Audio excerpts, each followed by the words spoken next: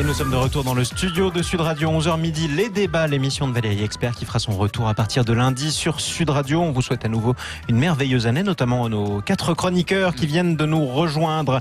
François Coq, enseignant, essayiste, auteur du livre L'impératif démocratique. C'est publié chez Éric Jamet, éditeur. Bonjour à vous. Bonjour et merci à tous. Meilleurs vœux également. Nous sommes avec Jean-Luc Touly, président du FRIC, F-R-I-2-C, Front républicain d'intervention contre la corruption. Greg Tabibian, créateur de la chaîne YouTube Je suis pas content TV, même en 2020, il est toujours pas content, Greg Tabibian, vous verrez, on en parle dans un instant. Et nous sommes également avec Geneviève Götzinger, présidente de l'agence Image. Bonjour à vous. Bonjour, Geneviève, très bonne année également. Alors au programme de ces débats, nous allons parler du patron de BlackRock France. Vous savez, c'est ce grand méchant loup dont on parle, spécialiste de la retraite par capitalisation, géant mondial américain. Ce patron a été décoré de la Légion d'honneur dans la promotion du 1er janvier 2020, en pleine grève contre la réforme des retraites. Est-ce que c'est une provocation? Est-ce que c'est une maladresse ou est-ce que c'est tout simplement normal? On en parlera avec vous dans quelques instants. On va parler évidemment de la réforme des retraites. Est-ce que la grève doit toucher les salariés du privé? Et puis, Dry January. Tiens, est-ce que vous allez tous arrêter de boire pour un mois, juste pour le mois de janvier? Cette initiative qui a été inventée en Angleterre, au Royaume-Uni plus précisément. On se donne un défi un peu comme le mois sans tabac. Là, c'est le mois sans alcool. Est-ce que ça vous concerne? Est-ce que vous allez le tenter ou pas? On en parlera avec vous. Ça fait 66 ans que vous n'êtes pas concerné. Bon, alors Dry Life dans ce cas-là. Voilà, la vie sans alcool. Quoi qu'il en soit, ça c'était l'engagement tenu de Jean-Luc Touly. Tout de suite, on commence avec nos coups de cœur et nos coups de gueule, ou plutôt les vôtres, chers amis. Geneviève Götzinger, votre coup de gueule? Oui, contre l'irrespect. Moi, j'en ai un petit peu assez de ce début d'année, de voir sur les différents plateaux des chaînes d'infos Emmanuel Macron se faire appeler Manu, Édouard Philippe se faire appeler Doudou par les porte-paroles des différentes organisations syndicales. Donc l'irrespect de nos représentants politiques par les syndicalistes. Je parle de l'irrespect de la fonction et de l'homme. Effectivement, on peut être en total désaccord politique, avec une ligne politique, avec une action telle qu'elle est menée. En revanche, on respecte les personnes et on respecte les fonctions. Et je trouve qu'il y a un irrespect total. D'ailleurs, quand le patron de la CGT lui-même parle de foutre le bordel. Je trouve aussi qu'on ne parle pas comme ça. On est respectueux de ses adhérents, on est respectueux des pouvoirs publics, on est respectueux des institutions de ce pays. Et voilà, ça me choque beaucoup. Alors c'était M. Martinez de la CGT qui accusait le gouvernement d'être lui-même l'organisateur, je cite, du bordel, ce qui vous a choqué. Après, ça n'a pas commencé en 2020 et en 2019. Rappelez-vous les surnoms. Le Doudou Manu... que ça se fasse dans une manifestation, c'est une chose différente. Que dans des panneaux, que ce soit des panneaux, vous mettiez Manu, je sais pas quoi, Fouloucan, ce que vous voulez, c'est autre chose. Voilà. Mais en revanche, que des porte-paroles d'organisations syndicales sur des chaînes de télévision ne s'expriment plus que comme ça. Et hier, ce n'était que comme ça. J'ai beaucoup regardé les réactions. Il vaut mieux écouter la radio que regarder la télé, Geneviève Götzinger. Vous avez raison, mais quelquefois les deux sont liés. C'est vrai que ça rappelle aussi une autre époque. Alors il y a eu une autre époque où un président de la République, par exemple, lui-même se prêtait à ce genre de langage. Rappelez-vous, casse-toi pauvre con de Nicolas Sarkozy, président de la République. Le président précédent, le prédécesseur d'Emmanuel Macron, François Hollande, qui était quand même assez facilement moqué. On l'appelait Flamby, François Hollande. Écoutez, moi je suis contre la désacralisation des fonctions. Voilà. Mais très bien, donc ceux qui sont aux manettes aujourd'hui commencent par adopter un autre langage, parce que vous évoquiez Nicolas Sarkozy, mais moi je peux très bien évoquer Emmanuel Macron, donc celui qui parle des fainéants, des gens qui ne sont rien, ou son ministre, M. Darmanin, qui il y a quelques jours encore parlait des gens qui mangent avec les doigts. Quel est ce mépris qui se propage depuis le plus haut sommet de l'État et qui tombe aujourd'hui sur le dit bas peuple? Moi je ne suis pas d'accord avec ça, et donc il ne faut pas s'étonner en retour que cette désacralisation tombe sur des institutions qui elles-mêmes ne méritent pas, vu la manière dont elles fonctionnent aujourd'hui, beaucoup de respect. Les institutions méritent toujours le respect. Jean-Luc Touly, ancien syndicaliste, vous auriez appelé, alors vous étiez syndicaliste notamment sous François Mitterrand ou sous Jacques Chirac ou même Nicolas Sarkozy ou même voilà. Sous De Gaulle. J'étais en train de racler mon disque dur personnel, je savais plus. Vous auriez appelé, vous seriez passé à la télé en appelant, je sais pas, François Mitterrand, François ou Jacques Chirac, non, Jacot? parce que je pense que c'est une erreur. Parce que ça le met proche du peuple quelque part. Et comme c'est quelqu'un qui est plutôt éloigné du peuple, en tout cas c'est ressenti comme tel, que de l'appeler Manu. même si je comprends bien le problème du respect, c'est que ça le met en fin de compte au même niveau que les autres, alors qu'il n'est pas du tout au même niveau. Donc du coup, vous l'appellerez Monsieur le Président de la République juste par manque de respect, c'est votre esprit de contradiction, quoi. Greg Tabibian ? Je pense que le respect, ça se mérite, et que respecter la fonction, c'est une chose, mais on peut respecter la fonction sans respecter les gens qui l'occupent. Alors, c'est-à-dire qui usurpent.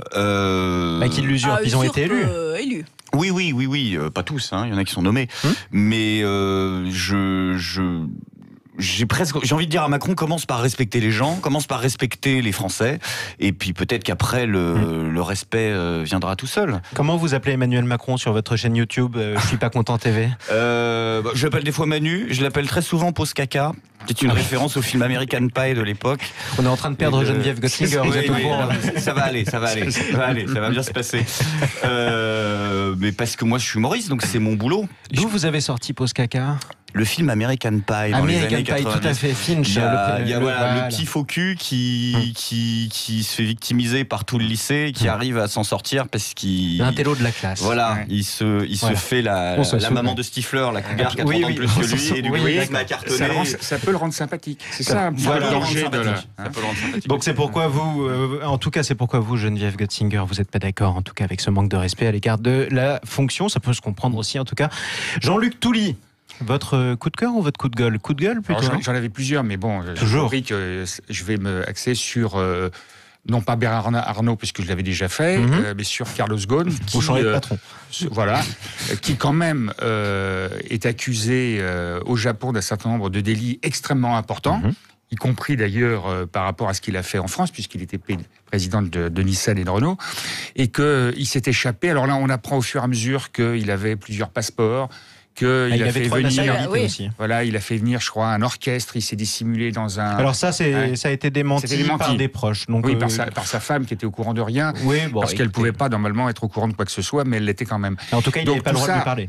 Tout ça est assez quand même. C'est pas rocambolesque parce qu'on le compare souvent à James Bond. Oui, c'est le côté sympathique. Alors je sais pas qui a comparé James Bond, Carlos Ghosn à James Bond. Il y a eu un article qui vous a peut-être intéressé du site internet Arrêt sur Image qui accusait les journalistes de rendre romantique cette évasion. On parle de fuite, d'exil, alors qu'effectivement c'était quand même quelqu'un qui était visé par la justice japonaise et qui est du coup en cavale, effectivement. Qui était en résidence, on va dire semi-surveillée, sous contrôle judiciaire. Sous contrôle judiciaire. Il s'échappe, il passe par la Turquie, où on apprend aussi qu'il a deux membres de sa famille qui sont très liés à ce gouvernement extrêmement démocratique de la Turquie, et puis qui va au Liban, parce qu'au Liban, il ne va pas se faire extrader. Mais parce qu'il et puis j'entends la ministre là, qui s'offusque de ce qui se passe avec quelques cégétistes qui bloquent, je crois, une entreprise de transport à Saint-Étienne-du-Rouvray, mais qui s'offusque pas tellement de cette fuite.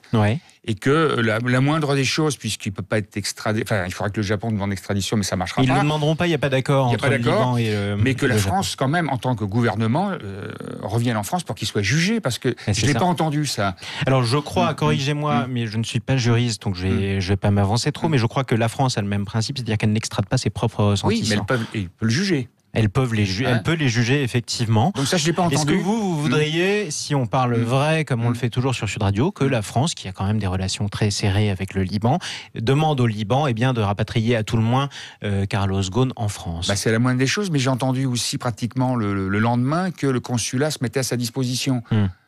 Il se met à la disposition de n'importe quel criminel également qui se trouve à l'étranger ou qui a des problèmes avec la justice. Oui, mais dans la communication... Il se met à la disposition des ressortissants. C'est ça. C'est en tant que ressortissant. Mais là, il y a eu quand même une rapidité. On sent vraiment que cet homme puissant, visiblement, a encore un réseau. Donc, pour vous, la France couvre l'ancien grand patron, quoi. Pour l'instant, c'est ce qu'on comprend. Peut-être que ça serait démenti. J'espère être démenti. Mais François pour l'instant, ça fait un an que la caste est en train de plaindre Monsieur Ghosn, de dire le pauvre, la justice. Vous voyez, la justice au Japon, c'est une justice inique ou quoi que ce soit. Voilà ce qu'est Monsieur Ghosn. C'est un fraudeur fiscal redéguisé accusé d'abus. Redéguisé en optimisation fiscale, mais c'est un fraudeur fiscal qui a son argent qui est aux Pays-Bas parce qu'il a 40 nationalités. Ce monsieur qui profite du système à tous les endroits, et la caste depuis un an est toujours en train de le protéger, de le plaindre, et on voit au final que cet homme est un filou qui a fui son pays, qui a fui la justice de ce pays en disant qu'il fuyait une injustice. Autrement dit, chacun qui est sommé de rendre des comptes devant la justice pourrait employer le même argument qui ne vaut absolument rien. Eh bien, maintenant, il y en a marre et que celles et ceux aujourd'hui qui sont aux manettes et qui le plaignent fassent qu'ils rendent des comptes pour ce qu'il a fait aussi en France. Et on ne peut pas simplement se cacher derrière le fait que c'est un grand capitaine d'industrie. C'est un grand capitaine d'industrie, peut-être. Il y a encore des choses qui sont à prouver là-dessus. Mais la vertu doit s'appliquer aussi à cet homme-là. Et ce serait pas mal que 2020 commence sur ces bases. Greg Tabibian. Ah oui, non, mais quand il dit qu'il fuit l'injustice, c'est génial. Ce sont ces mots, l'injustice japonaise.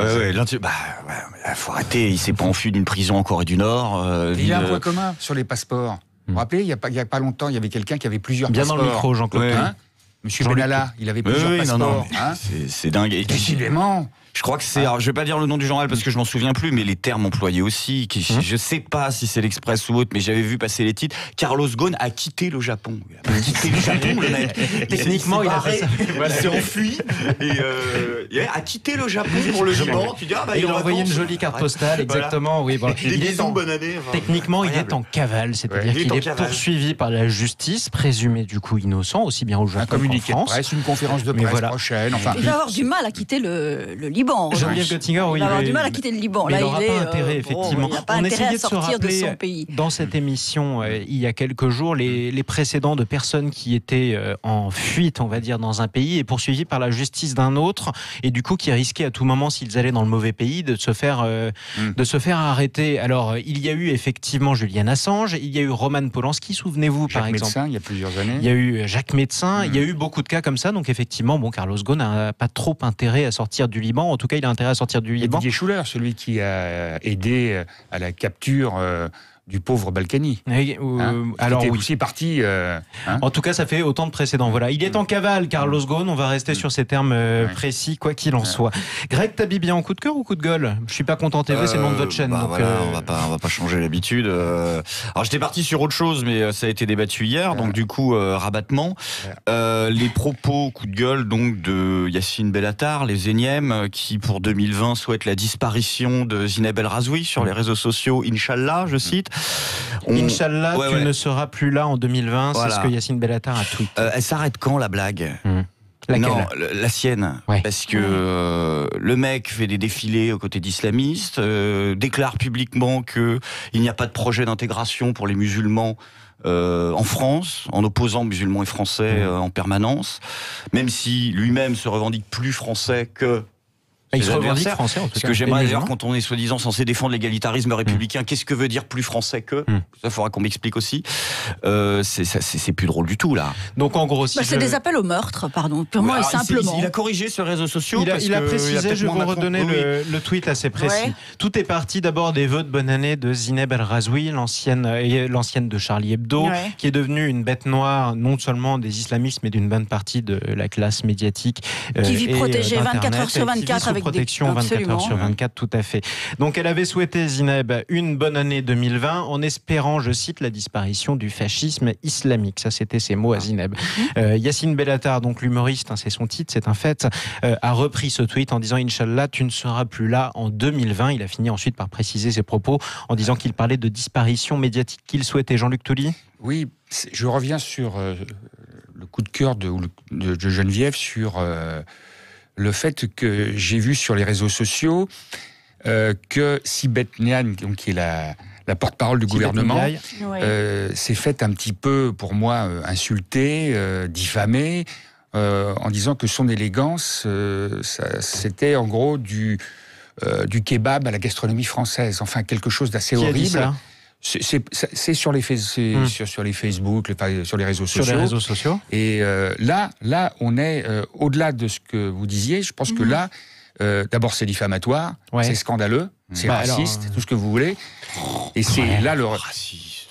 On a le droit de dire... Parce qu'on mélange plein de choses. Non, mais je veux dire, on a le droit de dire qu'on trouve quelqu'un mal habillé, ça ne fait pas avancer le débat politique. Et on mélange tout un tas de choses. Je trouve que j'aimerais qu'on revienne d'abord sur le coup de gueule de Greg Tabibian.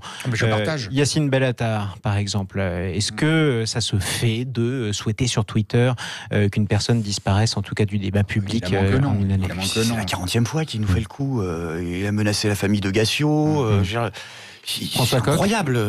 Mais qui a mis le pied à l'étrier aux gens comme ce monsieur Bellatar ou d'autres pour venir parler de sujets qui impliquent l'ensemble de la société. Que monsieur soit un humoriste et qu'il fasse son spectacle dans son coin, moi ça me dérange pas. Par contre, qu'il ait une telle audience sur la scène publique qui lui est donnée par certains volontairement, qui est instrumentalisée, y compris à une époque par le chef de l'État, qui l'a placé dans certaines commissions officielles, quand on voit ce qu'est le fond de cet homme et finalement le peu de conception laïque et républicaine qu'il a, c'est un problème à la fois pour ce que dit cet homme, mais c'est un problème aussi pour celles et ceux qui lui donnent une tribune médiatique et pour celles et ceux qui ont essayé de l'instrumentaliser et qui ont à un moment donné essayé d'en faire l'égérie d'un certain mouvement pour s'en servir et propager leur prétendue gloire. C'était un des organisateurs ou en tout cas initiateur de cette fameuse manifestation très décriée contre l'islamophobie, à laquelle d'ailleurs des membres de votre ancien mouvement, je dis bien ancien mouvement, François Coq, ont participé. Vous auriez jamais manifesté avec lui ?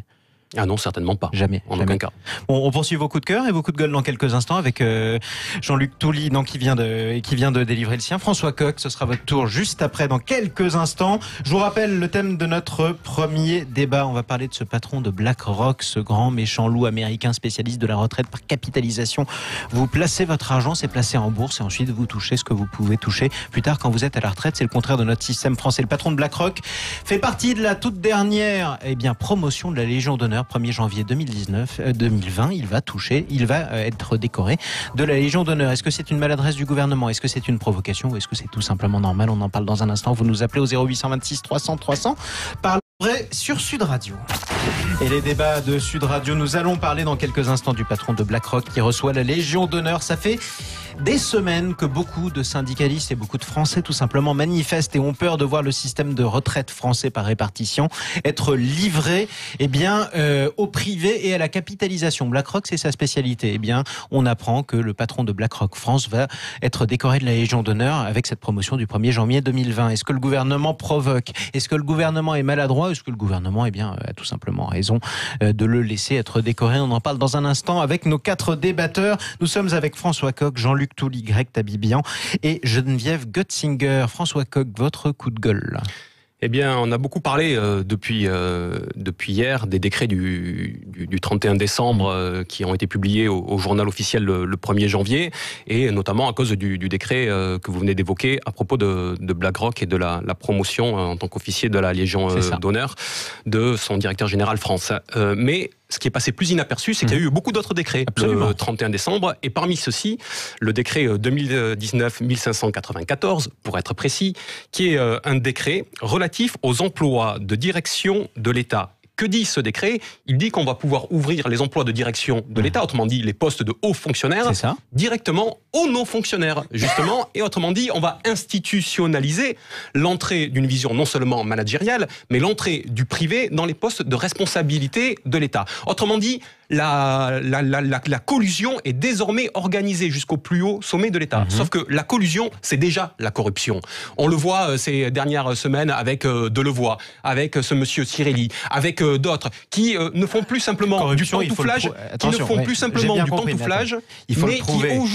mais qui aujourd'hui vont par d'incessants allers-retours, vont mêler à la fois les intérêts privés et l'intérêt public et l'intérêt général. Il y a là une logique contre laquelle je m'inscris en faux. J'ai bien compris le fond de votre pensée. Après, quand vous parlez de corruption, il faut quand même prouver, c'est une qualification pénale. Vous recevez de l'argent pour faire c'est une corruption des idées, et c'est la corruption de la cité qui aujourd'hui est en train de se mettre en place. Vous savez, la logique de M. Macron, c'est celle de la morale, sauf que la morale est individuelle. Aujourd'hui, ce dont notre pays manque cruellement, c'est de vertu républicaine, celle de l'amour et de la patrie telle que le définissait à l'époque Montesquieu, et celle qui fait que l'intérêt général, qui est consubstantiel à cette vertu républicaine, puisse s'imposer. C'est cela qui est en train de détruire le gouvernement actuel par de tels procédés qui, je le redis, mettent en place de manière institutionnelle cette collusion entre les uns et les autres. En tout cas, aux États-Unis, on appelle ça le spoil system aussi, c'est-à-dire que vous avez un nouveau gouvernement ou un nouveau président qui arrive, il change effectivement une bonne partie des directions des services de l'État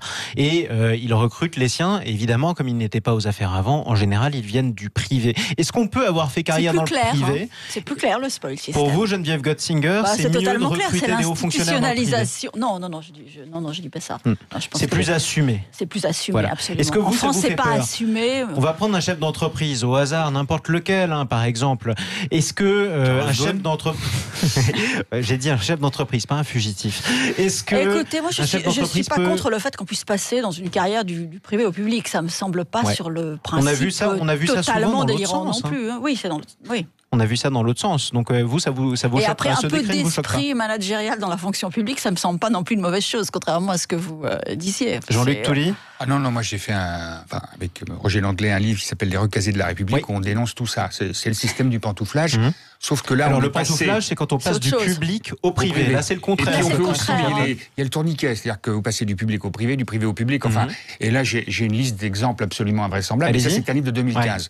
Donc, depuis, il y en a eu d'autres. Non, ce qui est plus dangereux, même s'il faut le prouver, il faut porter plainte, nous on le fait souvent, mais à bon escient, parce qu'on peut pas non plus le faire indéfiniment, c'est qu'on passe d'un système qui existait à un système structurel. Donc ce système éventuellement de corruption, c'est une corruption structurelle. On institutionnalise quelque chose qui existait déjà, qui était souvent, ça faisait la une des journaux pendant 24 heures ou 48 heures. Là maintenant, ça devient... Moi j'ai souvent dénoncé... C'est, par exemple, on a le ministre de l'écologie, le secrétaire d'État à l'écologie, qui a travaillé dans une entreprise que je connais bien, puisque j'y ai travaillé 41 ans, même si j'étais licencié. C'est bien cité là. Laquelle ça y est. 41 ans et vous l'avez oublié. Oui, ça sent le bon souvenir. C'est pas Elisabeth Vargon, c'est l'autre. Bref. Et donc, cette personne a travaillé chez Veolia, qui est un service public. Qui a les contrats des collectivités, donc des délégations de services publics. Quand vous passez... Vous parlez de Brune Poirson. Brune Poirson, merci. Voilà, je l'avais oublié. Parce que vraiment, elle n'a pas laissé pour l'instant un grand souvenir dans l'écologie. Mais elle m'a laissé plus de souvenirs quand elle était chez Veolia. D'accord. Parce que c'était son travail. Alors, vous parlez de service public. C'est une entreprise privée française qui assure la distribution de l'eau dans les villes et les villages. Et dans le monde. En France et dans le monde. C'est la plus grande multinationale. Est-ce qu'on peut passer de l'un à l'autre ? Là, c'est ministre. Elle est ministre, elle n'est pas fonctionnaire. Mais c'est exactement équivalent à plein de choses. C'est-à-dire que, évidemment, lorsqu'elle ne sera pas ministre, parce qu'on est ministre de manière précaire, c'est pas péjoratif de dire ça, c'est un CDD. Elle pourra revenir dans son entreprise, ou dans une entreprise équivalente, comme Suez, mais là on va parler de Cirelli tout à l'heure. Et donc, quelque part, lorsqu'elle est ministre, elle peut avantager, si vous voulez, des passations de marché. Je ne dis pas qu'elle l'a fait, j'en ai pas la preuve aujourd'hui, mais que c'est évidemment une tentation presque logique. Elle pourrait et elle risquerait, c'est ça que vous craignez. Mais oui, c'est des conflits d'intérêts. Mais ça peut donner lieu à des conflits d'intérêts, mais après, par exemple, c'est simple, là vous lui reprochez de venir du privé, bon, elle est venue du privé, mais si effectivement on ne recrute personne au gouvernement ou même dans la haute fonction publique qui soit venu du privé, dans ce cas-là, vous aurez qui ? Vous n'aurez jamais ce qu'on a appelé la société civile, par exemple. Entendez que ce n'est pas la même chose, le gouvernement et la haute fonction publique. Là, vous ne pouvez pas mélanger les deux. En plus, mais vous voyez ce que je veux dire. Sinon, vous n'avez que des fonctionnaires au pouvoir, tout simplement, ce qui n'est pas un gros mot, j'ai rien contre les fonctionnaires, mais on a quand même suffisamment dit en France que c'était toujours les mêmes qui étaient aux affaires. Donc à partir de là, si vous voulez avoir des youtubeurs comme Greg Tabibian au gouvernement, il faut aussi prendre le risque d'avoir des chefs d'entreprise ou des anciens DRH. Non, quand on a un niveau de cadre dirigeant ou de cadre supérieur, je pense que c'est inconciliable. En tout cas, le risque existe. En tout cas, le risque existerait, voilà. Oui. Bon. On a vu aussi les politiques. Je vais citer parce que je la cite assez souvent, et j'ai aussi oublié le nom. Celle qui est candidate, Rachida Dati, qui est candidate à la mairie de Paris, où pendant qu'elle était députée européenne, justement avec l'entreprise de M. Cirelli, elle a eu des contacts. Ces contacts, à la limite, me posent pas de problème. Ce sont des rencontres. Si les amendements qui étaient déposés par elle dans cette certaine commission étaient comme par hasard les arguments. Vraiment des. Et après, il faut le prouver, c'est toujours pareil. Je suis bien d'accord. Imaginons, il y a du lobbying, les entreprises. Et en contrepartie, il y avait une rémunération. Oui, alors ça, faites attention à ce que vous dites aussi, c'est pareil, mais il faut le vérifier, il faut le prouver. Ça a été publié, mais ce que je veux dire par là, c'est que. Oui, non, mais je suis d'accord. Après, si on attaque, on n'attaque pas. On n'a pas attaqué. Mais donc, si vous n'avez pas attaqué, c'est que vous n'avez pas les éléments. On n'a pas suffisamment d'éléments pour le prouver. Et dans ce cas-là, on n'a pas suffisamment d'éléments non plus aussi pour instiller le doute. Vous voyez ce que je veux dire ? Installer le doute. Mais non, mais je me dis, il y a des hommes politiques et des femmes politiques de droite et de gauche qui ont traversé le monde politique et le monde des entreprises. Et à certains moments, on peut se poser des questions. J'ai compris la philosophie de votre propos. Voilà. Après, si on parle dans ce genre de crainte, on ne donne pas de nom tant qu'on n'est pas sûr peur du déshonneur qu'on pourrait imputer à la personne. C'est pas forcément un déshonneur de toucher 500 000 euros pour rendre des services. Si vous accusez un représentant de la nation d'avoir fait passer un amendement en étant payé par une entreprise alors que cet amendement rend ses intérêts, si c'est un déshonneur. C'est pour ça qu'il faut faire attention. Dans des livres, sans l'accuser. On demande l'accuser, mais on demande des infos. On demande au parquet national financier de faire des enquêtes préliminaires. Allez, parlons vrai sur Sud Radio. Dans quelques instants sur Sud Radio, on va parler justement de BlackRock, ce géant mondial de la retraite par capitalisation. Son patron français, en tout cas le patron de sa branche française, va avoir la Légion d'honneur. Est-ce que c'est une provocation du gouvernement, une maladresse, ou est-ce que, après tout, cet homme l'a bien mérité? 0826 300 300, à tout de suite sur Sud Radio. Et les débats de Sud Radio avec François Coq, Jean-Luc Touly, Greg Tabibian et Geneviève Götzinger. Nous allons parler tout de suite du patron français de BlackRock. Il va être décoré de la Légion d'honneur, officier de la Légion d'honneur, promotion 1er janvier 2020. Juste au moment où, si vous avez suivi, même si vous y avez participé, vous qui écoutez Sud Radio, toutes les manifestations contre la réforme des retraites, BlackRock, vous le voyez sur beaucoup de pancartes, avec en général un corbeau noir, par exemple. BlackRock, c'est ce géant mondial, géant américain, spécialiste de la retraite par capitalisation, qui est soupçonné par beaucoup de manifestants et de grévistes, de vouloir d'avoir influencé cette réforme des retraites. Est-ce que c'est une maladresse du gouvernement que de décorer son patron français, tout simplement? Maladresse, provocation, ou est-ce qu'après tout, il a raison? Allez, la parole est peut-être à la défense, encore qu'on va voir. Geneviève Götzinger, votre mission, si vous l'acceptez. Vous voulez que je défende toutes les décisions du gouvernement, là, aujourd'hui? Attendez. Vous êtes la directrice de l'agence Image. Donc, en termes de communication, ça me semble pas tout à fait le bon moment. Voilà. C'était pas le bon moment. Ils auraient pu le décorer, mais plus tard. Plus tard, avant, après, quand ils veulent, pas au cœur de la tempête. C'est ça, pas maintenant. Ça me semble particulièrement maladroit et malvenu en ce moment. Maladroit ou provoquant? Je ne sais pas, parce que la provocation, il y a un certain goût de la provocation quand même. Il y a un certain goût de la provocation dans ce gouvernement, oui. Chez ce gouvernement, donc on ne peut pas exclure que ce soit de la provocation, mais je parierais quand même plutôt pour de la maladresse, en l'occurrence. Greg Tabibian, pour vous, c'est maladroit? C'est quoi les trois choix? Normal, maladroit ou provoque? Normal, maladroit ou provoque? Exactement. La réponse D, les trois, mon capitaine, pourquoi choisir? C'est ça. Il manque celle-là, quoi. Non, si les trois, mon capitaine, il y a normal aussi. Il y a normal. Oui, il y a normal. Parce que ça ne vous surprend pas venant de ce gouvernement. Ça ne me surprend pas. Pourquoi? Je pense qu'on est à peu près tous au clair que la Légion d'honneur n'a plus grand-chose à voir avec le fait de remettre une distinction au poilu de Verdun. Non, ça c'est d'accord que. Alors il faut rappeler une chose aussi, c'est que la Légion d'honneur, qui a été créée par Napoléon, était une décoration, on va le dire comme ça, civile. Il le qualifiait de hocher, mais c'était pour les civils précisément, parce qu'il y a toujours eu des décorations pour les militaires. Donc c'est pour ça que les Légions d'honneur ne concernent pas nécessairement les poilus de Verdun ou les anciens militaires qui ont leur propre médaille. Mais c'est normal. Je sais pas, il y a quelqu'un qui se noie dans la Seine, vous plongez dans la Seine, vous le sauvez, vous pouvez avoir, vous, Greg Tabibian, qui n'avait pas fait Verdun, la Légion d'honneur. Voilà, c'était le sens de mon propos. Jean-François Cirelli n'a sauvé personne à ce stade, enfin je sais rien. À ce stade. François Coq. Bon. Moi, j'attends des comptes de la part de M. Macron sur cette élévation de Jean-François Cirelli au grade d'officier de la Légion d'honneur. Et je dis bien d'élévation, puisque monsieur était déjà chevalier de la Légion d'honneur. Et donc, M. Macron a fait le choix de l'élever au rang d'officier de la Légion d'honneur ce 1er janvier. Logiquement, la Légion d'honneur récompense les services éminents, entendez bien, les services éminents rendus à la nation, sauf que depuis 4 ans, M. Cirelli est exclusivement le directeur général France, et même d'une certaine façon quasiment Europe, puisque je crois qu'il a aussi le Luxembourg et la Belgique dans son portefeuille, de BlackRock. Autrement dit, quels sont les services éminents qui ont été rendus par ce monsieur ces 4 dernières années et qui justifient cette élévation? C'est une question qu'aujourd'hui je pose, d'autant que cet homme se retrouve finalement dans tous les systèmes du rouage macronien. Vous avez peut-être vu et été chercher que monsieur Cirelli est également membre du conseil d'administration de Idemia Group. Vous saviez, Idemia Group, c'est la société qui ouvre et qui aura en charge de tester la technologie de la reconnaissance faciale dans les dans les mois qui viennent. C'est également quelqu'un qui est membre de CAP 2022. Vous savez, c'est le comité pour l'action publique qui va définir les nouvelles règles de la fonction publique et du service public en France et qui va les proposer. Voilà qui est ce monsieur Cirelli. Alors, voilà celui qui mérite récompense selon monsieur Macron. Ben moi, j'attends des comptes et que monsieur Macron nous dise explicitement qu'est-ce qui vaut aujourd'hui cette promotion. Je pense que toutes celles et tous ceux qui aujourd'hui sont dans la mobilisation seront intéressés par la réponse. Alors, je vais me faire un peu l'avocat du diable. Il faut bien que quelqu'un s'y colle, puisque même Geneviève Götzinger ne veut pas le faire. J'ai pas encore dit mon mot. Hein. Mais je sais, mais je sais très bien que vous n'allez pas le défendre. Donc, il faut parler aussi de la carrière de monsieur Cirelli. Il n'a pas toujours été dans le privé, vous le disiez vous-même. D'ailleurs, il a été conseiller économique de Jacques Chirac, président de la République, pendant 7 ans. Il a travaillé notamment auprès de Jean-Pierre Raffarin, directeur adjoint de son cabinet lorsque Jean-Pierre Raffarin était Premier ministre. Il a aussi... Et a mis en place la réforme des retraites. C'était en 2003. Il connaît bien le sujet. Il a également dirigé Gaz de France, à l'époque où ça s'appelait Gaz de France, pendant 10 ans. Ce qui veut dire aussi, effectivement, que si vous regardez le CV de cette personne, on peut, sans forcément beaucoup de mauvaise foi, se dire aussi qu'il a pu servir la nation avant.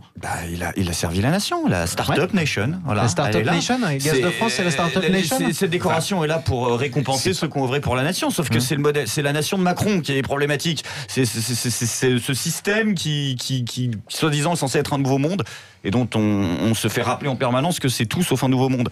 Donc c'est là pour récompenser mais il était déjà décoré. La nation. Si la nation est corrompue, voilà. Sauf qu'il a participé quand même à la privatisation de GDF, qui est devenu GDF Suez, puis Engie. C'est ça. Et que cet homme-là, mais comme d'autres grands patrons, partent souvent avec le président Sarkozy, le président Hollande ou le président Macron pour aller faire prendre des parts de marché, notamment dans des pays démocratiques comme l'Arabie Saoudite. Oui.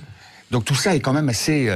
Et moi, je me pose la question, parce que M. Delevoye, avec toutes ses fonctions, on a vu qu'il avait un rapport... qu'on apprenne qu'il est décoré dans la promotion du 1er janvier 2020. Non, c'est pas ça, c'est que peut-être que M. Delevoye a demandé à M. Édouard Philippe, justement, de le nommer, puisque je crois que c'est la réserve de M. Édouard Philippe. Donc tout ça... Par rapport aux grévistes, c'est vrai que l'argument de dire on va vers un système de capitalisation des retraites, ça a de plus en plus de sens. En tout cas, c'est pas tout à fait le cas pour ou alors c'est plus qu'une maladresse. Voilà. Je rappelle juste quand même. Juste une petite remarque quand même. Le système de capitalisation existe déjà en France pour les fonctionnaires. C'est préfonds retraite. Quand même, ça existe. C'est un système. Au bénéfice exclusif des fonctionnaires. Et j'ai jamais entendu la CGT ou les syndicats qui sont actuellement dans la rue s'en émouvoir. On peut faire un point. D'ailleurs, il y a votre ancien syndicat Jean-Luc Toulis qui gère le préfonds. Force ouvrière. Force ouvrière en fait partie. La CFDT. Force ouvrière est dans la rue, à ce que je sache. Voilà. La CFDT ? Non, Force ouvrière est dans la rue. Fait partie de préfonds. Mais le secrétaire général de Force ouvrière s'est défendu en disant que lui, depuis qu'il est là, il n'est pas favorable à ce système de retraite. Oui. Mais Force ouvrière, moi qui ai été à la CGT, même si je suis passé à Force ouvrière plus tard, c'est vrai qu'il faut rappeler qu'en 1947-48, il y a eu des choses... d'ordre politique. C'est ça. On va rappeler juste deux définitions pour éviter qu'on s'en mêle les pinceaux. Ensuite, je donnerai la parole à Christophe au 0826 300 300 qui nous appelle d'Aix-en-Provence. D'abord, retraite par capitalisation. En gros, vous cotisez, on peut parler de cotisation, vous mettez tous les ans.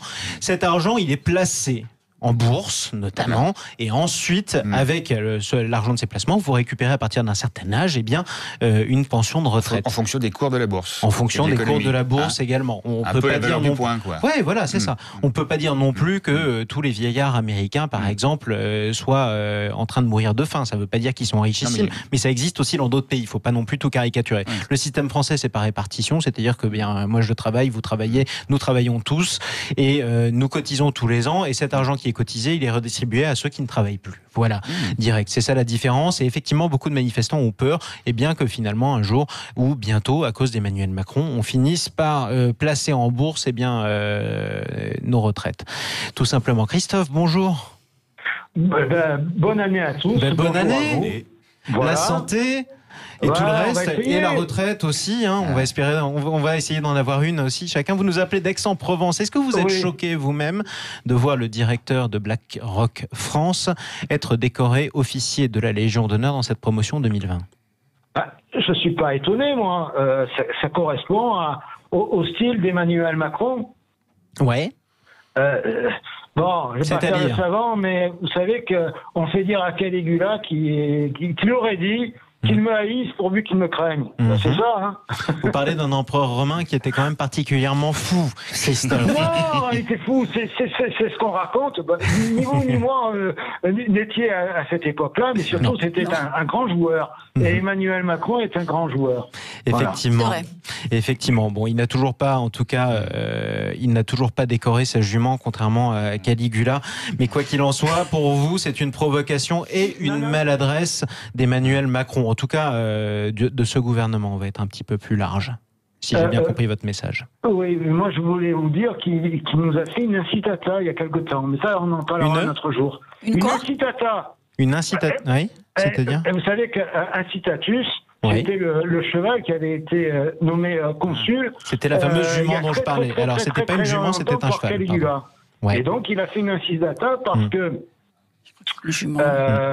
c'est pas ad persona, vis-à-vis de notre secrétaire d'État chargé de la communication du gouvernement, mais donc il savait très bien qu'en nommant une personne qui était française depuis 2 ans et demi maintenant. Ah, je vois où vous voulez en venir. C'était une incitata, mais bon. Alors, je vais vous dire, Christophe. Il est très intelligent, Emmanuel Macron. Je vais vous dire, Christophe, et gentiment d'ailleurs, vous serez toujours le bienvenu sur Sud Radio, nous appelant depuis Aix-en-Provence au 0800 26 300 300. Après, on peut pas comparer une personne qui est entrée au gouvernement avec la jument d'un empereur romain qui s'appelait Caligula et qui était complètement fou. C'est pas très respectueux. Effectivement, on en parlait tous avant. Je pense que tout le monde autour de la table sera d'accord avec moi. Et pourtant, vous avez compris qu'il n'y avait pas beaucoup de macronistes autour de cette table avec moi. Voilà. Merci en tout cas. Et bonne année à nouveau, Christophe, de nous avoir appelés au 0826 300 300. Bon, vous voyez, malgré tout, ce genre de décoration, finalement, fait toujours polémique et au moins, c'est maladroit. Au pire, c'est provoquant, manifestement, quand on voit aussi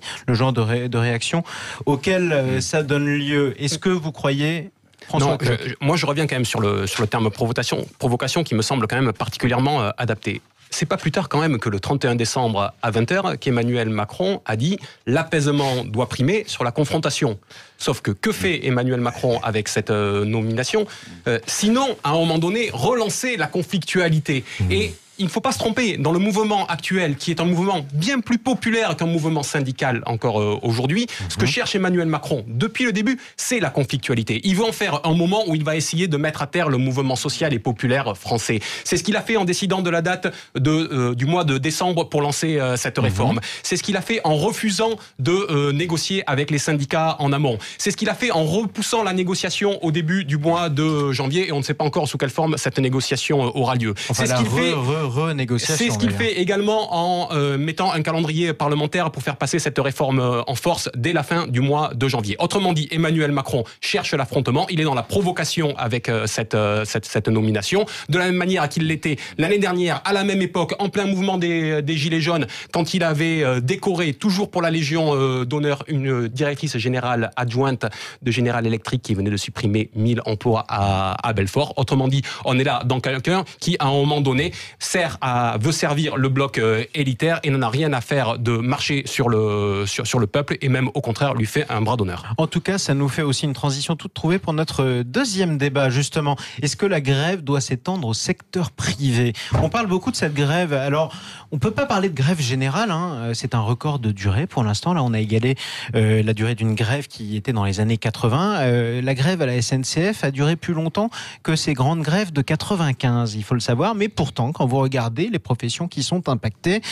vous avez quoi ? Le métro parisien, et j'insiste sur le terme parisien parce que les métros des autres grandes villes ne sont en général pas en grève. Ce métro parisien, la RATP est en grève, la SNCF est en grève, les profs, quand ils reviendront de vacances, seront sans doute en grève, on verra avec François Coq, mais c'est tout. Est-ce que cette grève va s'étendre au secteur du privé, aux avocats qui appellent à une grève très dure à la rentrée ? Aux policiers ? Oui, c'est pas le privé, les policiers. Enfin, non, sauf dans vos pires cauchemars, Jean-Luc Touly. Non, j'entends bien. Mais les policiers ont annoncé, effectivement, qu'ils souhaiteraient avoir le même statut, on est dans le corporatisme, etc., que les gendarmes. Donc là aussi, que cette grève va faire boule de neige ? Dans le privé ? Ouais. J'en suis pas certain, parce que Vous y croyez pas ? J'aimerais éventuellement y croire, mais malheureusement, j'ai eu quand même une expérience de 42 ans dans le secteur privé. Et dans un service public délégué au privé, et quand je disais ce que j'ai dit, j'ai écrit des livres là-dessus, quasiment tous les salariés étaient hostiles, en disant faut pas cracher dans la soupe, on a des contrats de travail, on est payé, c'est pas formidable, mais on a plus peur. Donc c'est compliqué. On a plus peur, ou alors on se sent plus coupable de faire grève quand on est dans le privé que quand on est dans le public. Il y a des risques peut-être plus importants, en tout cas c'est ressenti comme tel. Et donc je pense que vous avez raison, qu'il y a une majorité de gens qui sont bien contents, même si ça les embête notamment en région parisienne, moins en province, que c'est une grève par procuration quelque part. Je soutiens la grève, mais je la fais pas. Les Gilets jaunes, c'est à peu près pareil. Oui. Geneviève Götzinger, est-ce que vous voyez un effet boule de neige ? Je pense que ça s'étendra absolument pas au privé. La CGT appelle à bloquer toutes les raffineries de France. Les raffineries, techniquement, sont privées. Oui, mais enfin, j'y crois pas du tout. Le taux de syndicalisation est beaucoup plus faible dans le privé. Je crois qu'il est du 8% contre 19% dans le secteur public. L'état d'esprit est également extrêmement différent, donc j'y crois absolument pas. Moi, je dirais à l'inverse, pour rester dans mon rôle, dans le rôle que vous m'avez assigné, et qui a l'air de vous plaire. Qu'il faut savoir terminer une grève. Il faut savoir terminer une grève. Alors vous citez il faut laisser pourrir une grève. Il faut savoir terminer une grève, et je pense qu'à un moment, elle se terminera. Cette grève va se terminer finalement et que la réforme va passer du coup, et qu'elle n'aura pas débordé, quasiment pas débordé, de la SNCF, de la RATP. N'oubliez pas que c'est pas les syndicats qui vraiment, c'est les bases. Les bases sont très mécontentes, et notamment dans les entreprises publiques. Et c'est la raison pour laquelle aussi je vous demande si elle va s'étendre, cette grève. Mais d'abord, moi je ne partage absolument pas le constat que cette grève aujourd'hui ne touche pas le secteur privé. C'est un mensonge et une fake news. Et d'ailleurs, je l'entendais ce matin de la bouche de Madame Agnès Rumacher, la secrétaire d'État à l'économie, qui disait que cette grève ne touchait finalement que la RATP et la SNCF. Moi, je vous mets en garde contre cela. Vous avez peut-être vu que le 5 décembre, il y avait 2000 appels à la grève qui ont été posés dans ce pays. 2000 préavis qui ont été posés, il y en avait 3000 le 17 décembre. Vous croyez que c'est uniquement la fonction publique quand on arrive à des scores comme ça, qui sont historiquement hauts, qui sont même des scores qui n'ont jamais été atteints? Autrement dit, la mobilisation a lieu dans énormément de secteurs du privé. Vous savez qu'il y a plein de secteurs, je sais pas moi, des déchets qui sont touchés, je veux pas citer les entreprises, des secteurs de l'automobile qui sont touchés. Après, c'est beaucoup plus difficile de faire grève dans des entreprises qui sont de taille plus réduite, même si ça existe aussi. Il fallait être dans les cortèges parisiens pour voir la diversité des professions qui étaient représentées à la fois le 5 décembre et aussi le 17 décembre. Parlons vrai sur Sud Radio. Tiens, on va en reparler dans quelques instants. Et d'ailleurs, je lance un appel à tous ceux qui nous écoutent sur Sud Radio. Beaucoup de personnes, et la majorité des Français, c'est ce que nous disent les sondages, soutiennent le mouvement de grève contre la réforme des retraites. En revanche, quand on regarde malgré tout les entreprises dont l'activité est paralysée ou du moins largement gênée par la grève, ça concerne surtout, pas uniquement, mais surtout la SNCF et le métro parisien. À partir de là, est-ce que vous qui nous écoutez sur Sud Radio, vous travaillez dans une entreprise privée de n'importe quoi par exemple et vous êtes prêt à faire grève pour votre retraite? Eh bien vous nous appelez 0826 300 300 dans un instant sur Sud Radio.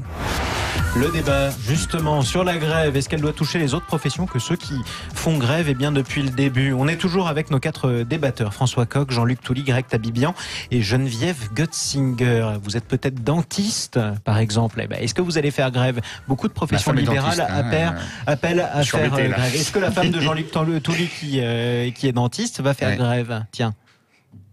Il faudra lui demander. Voilà. Ça, c'est la langue de bois. Oui, les femmes parlent en nom propre aujourd'hui, vous savez. Ah, c'est ça, mais leurs époux sont les mieux placés pour savoir ce qu'elles vont faire. Ce que je peux vous dire, au moins, ce que je connais de la caisse des retraites des dentistes, c'est que ma femme, si elle travaille jusqu'au bout, elle aura une toute petite retraite. Et vous avez une inquiétude énorme. Par contre, les charges sociales sont très très élevées. Bon, voilà. C'est un autre sujet. Vous avez une inquiétude énorme chez les professions libérales. Mais ce que je constate, c'est qu'ils auraient peut-être intérêt, l'ensemble des dentistes organisés, ou cette profession-là ou une autre, parce qu'à chaque fois qu'il y a un mouvement, une annonce de mouvement, dans des secteurs clés, parce que, dentiste, ça peut être un secteur clé. Si vous avez une rage de dents et que vous apprenez que votre dentiste est en grève, effectivement... Du reste à zéro, des mutuelles, ça reste à prouver. Effectivement, chaque fois qu'il y a ce genre de choses, le gouvernement cède des petites choses. C'est ça. Ce qui fait que le système universel... maintenant, on a bien compris qu'il pourrions faire la liste, on l'a déjà fait d'ailleurs, des professions qui ont obtenu quelque chose. Par exemple, les aiguilleurs du ciel, il ne vous a pas échappé que vous ne pouvez pas prendre le train ou très difficilement en France. En revanche, vous pouvez toujours prendre l'avion. Mais justement, parce que les aiguilleurs du ciel ont réussi à obtenir quelque chose et qu'ils ont été bien traités. Les cheminots continuent à obtenir des choses, alors pas suffisamment aux yeux de leur syndicat, mais malgré tout, c'est un fait. Les policiers, par exemple, ont obtenu quelques cadeaux. Alors, vous disiez que les policiers voulaient avoir exactement les mêmes conditions conditions que les gendarmes, sauf que ce n'est toujours pas le cas. Donc il continue à... Oui, et là, il laisse entendre que pour la manifestation du 9, s'ils n'ont pas satisfaction avant, ils seront peut-être moins nombreux... On aura peut-être des arrêts de manifestation du 9. Voilà, c'est ça. Donc, alors je dis pas que c'est du chantage, mais c'est des moyens de pression, et que si tout le monde fait ça, effectivement... La réforme tombe à l'eau. Oui. Et à mon avis, elle est déjà tombée à l'eau, puisque le système universel, on voit bien qu'il y aura que des régimes plus spéciaux, mais particuliers. Donc c'est la même chose. Ça. Et ça coûtera peut-être même plus cher, et c'est toujours aussi flou. 0826 300 300. Jean-Jacques, vous nous appelez de Marseille. Bonjour à vous, Jean-Jacques. Oui, bonjour Jean-Marie et meilleurs vœux à tous les auditeurs de Sud Radio. Écoutez, nous sommes confrontés à une situation à la fois dramatique sur le plan économique et ubuesque, puisque le concept du « en même temps » de la Macronie ne pouvait que se terminer comme ça dans un dossier aussi complexe. Pour répondre à votre question, je respecte ceux qui pensent que la grève est une solution, je le respecte, mais je pense que ce n'est pas réaliste dans le privé pour les raisons que vous connaissez bien, Jean-Marie. C'est-à-dire, quand on travaille dans une entreprise privée et qu'on fait grève, on a peur de se faire virer plus tard ou de jamais se faire augmenter, c'est quoi ? Pas du tout. Nos PME et nos PMI, nos TPE sont solidaires avec leurs dirigeants. Il y a le phénomène de concurrence. Il faut respecter les échéances de fin de mois. Il faut que les salaires soient versés. Donc, si vous voulez... Vous avez peur de mettre vos collègues dans l'embarras si vous faites grève dans le privé et que tout le monde ne fait pas grève. Alors, ceci étant dit, Jean-Marie, il me paraît maintenant important d'élargir le débat aux parlementaires. Qu'est-ce que je veux dire par là ? Qui fassent grève aussi ? Il faut que les parlementaires, dans les prochaines semaines, s'arrangent pour que cette loi ne soit pas irréversible, puisqu'il y a des dispositifs qui permettent à certaines lois d'être irréversibles. Donc il faut que le Sénat, notamment, soit vigilant. Et j'invite les auditeurs de Sud Radio à mettre dehors la Macronie. Il faut mettre dehors la Macronie en votant bien.